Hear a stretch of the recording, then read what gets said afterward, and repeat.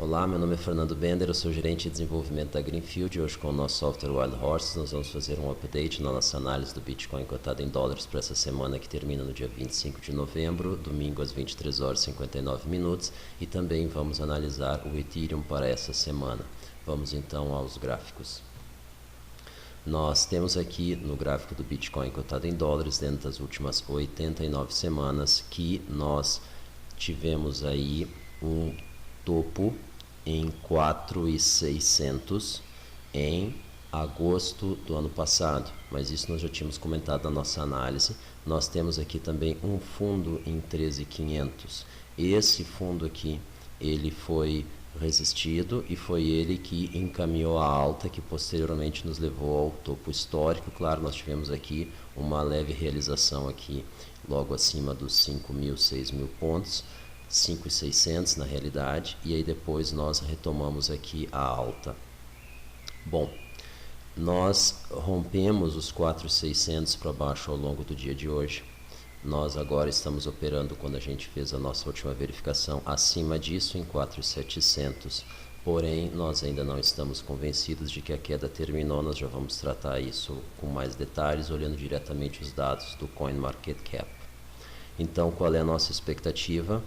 Se os 4.600 atuais aqui não segurarem, nós temos aqui 13.500 e depois nós temos aqui uma queda bem mais embaixo, na casa dos 2.000. Então, esse é o risco que a gente corre caso esse topo aqui dos 4.600, que já foi rompido ao longo dessa manhã, não nos sustente. Os preços chegaram a 4.400 de acordo com o próprio site CoinMarketCap. Depois eles sofreram aí uma recuperação, então estamos atualmente em 4.600, seja acima desse patamar aqui, porém ele foi rompido, ele pode ser ultrapassado novamente nesse mesmo movimento que os preços estão fazendo aí de queda que começou aí praticamente essa semana. Então, acontecendo isso, ou seja, a continuidade da queda, nós vamos ter aí os 3.500 como um suporte, e rompido esse suporte, então vai ter mais uma extensão dessa queda e provavelmente para casa dos 2.000 dólares. Tá? Vamos então analisar o Ethereum.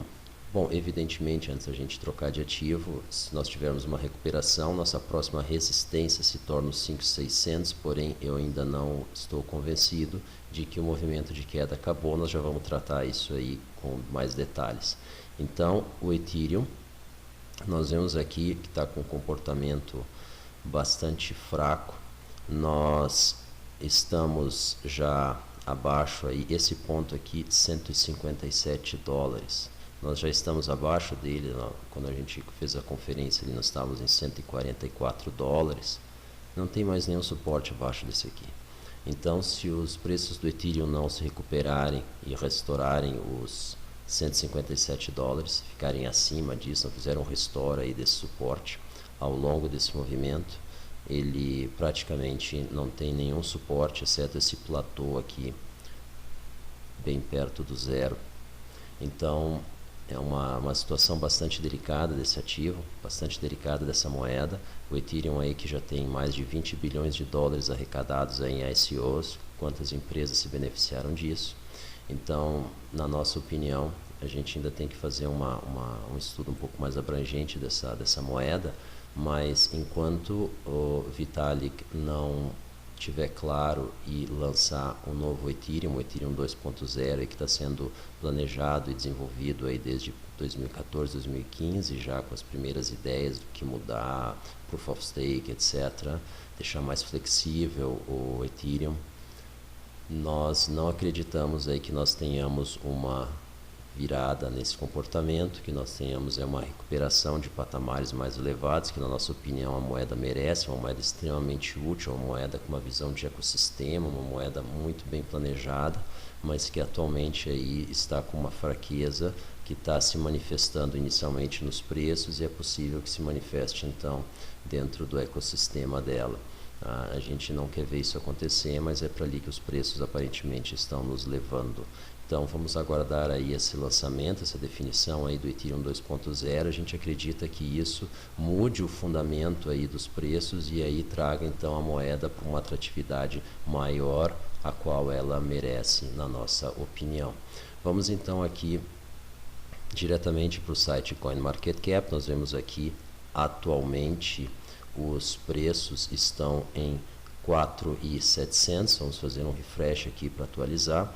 Cotação aí da Bitcoin 4.740, o Ripple aí mostrando uma resiliência bastante grande, agora em 44 centavos, mas ela mostrou uma capacidade de recuperação e de sustentação do patamar dos 40 centavos aí, como nenhuma outra moeda aí mostrou. Muito interessante aí, se consolidando como a segunda moeda com a maior capitalização do mercado. E o nosso Ethereum então 143, eu tinha falado 140, 144 dólares. Uma fraqueza bastante grande, como a gente viu. Agora notem, aparentemente o que nós estamos tendo aqui é um candidato a pivô de alta. Logo aqui nesse patamar, aqui nesse fundo, a gente pode ver aí. Será que isso é de fato um pivô? Essa é a grande questão. Nós vamos tentar responder ela agora. Vamos olhar a curvatura do volume e aí vamos atualizar o gráfico.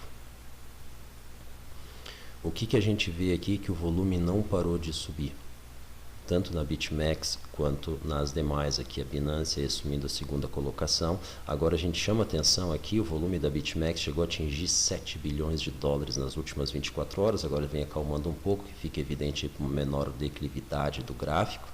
Enquanto esse volume não fizer um topo, ele não fizer um platô, nós não acreditamos que a queda nos preços tenha terminado. A gente nota aqui que nesse ponto aqui onde houve uma quebra na declividade, uma declividade mais acentuada para uma menos acentuada, isso casualmente coincidiu com o fundo dos preços das criptomoedas aqui naquele ponto que a gente chamou de candidato a pivô de alta. Então isso pode ser um pivô onde ele faz a inversão.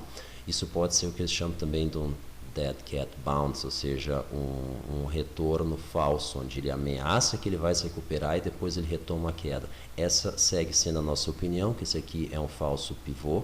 A gente não confirma ele, apesar da configuração dele ser interessante. É num fundo, é casualmente aqui 4.400, ele é abaixo daquele suporte de 4.600 que a gente vinha apontando aqui, cotação do próprio CoinMarketCap. Agora nós estamos acima, então ele tem características favoráveis a ser um pivô de alta, porém nós não acreditamos em função da curvatura do volume que segue acentuada. A gente gostaria de ver essa curvatura aqui se horizontalizando e iniciando uma descendência, iniciando uma queda. Aí sim nós acreditamos que nós chegamos num fundo por enquanto. Então isso é o que a gente está esperando ver para imaginar aqui que a queda acabou e aí eventualmente abrir oportunidades de compra, talvez um pouco cedo, mas nos patamares que estão os preços aí, eles têm um bom espaço para recuperação. Um outro ponto é que acho que ainda não está claro no mercado quais são as causas dessa liquidação. Tem aí suspeitas em função do PCH ali, do Bitcoin Cash, em função de liquidações maiores aí. Quando isso for definido, se isso for algo passageiro, isso vai ter um belo espaço para recuperação em função da depressão atual dos preços.